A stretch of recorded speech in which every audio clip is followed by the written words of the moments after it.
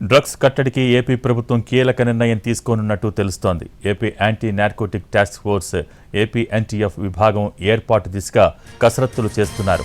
Drugs గంజాయి నివారణ చర్యల్ని మిషన్ ఆఫ్ ద ఏపీ అని పేర్కొంటోంది ప్రభుత్వం.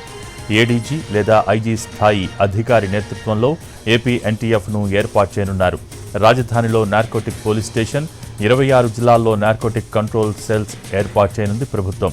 కేసును నమోదు చేసి దర్యాప్తు చేసే కీలక అధికారాలను ఏపీ ఎన్టీఎఫ్కు ఇవ్వనుంది ప్రభుత్వం. ఏపీ ఎన్టీఎఫ్ విభాగానికి మొత్తం 724 ప్రభుత్వ, 110 మంది అవుట్సోర్సింగ్ సిబ్బంది కావాలని ప్రతిపాదనలు పంపినట్టు తెలుస్తోంది. ఏపీలో కొంతకాలం గంజాయి వాడకం విపరీతంగా పెరిగిపోయింది. చివరకు స్కూల్ పిల్లల దగ్గర కూడా గంజాయి దొరుకుతోంది. గంజాయి మత్తులో క్రైమ్ రేట్ కూడా పెరిగిపోయింది.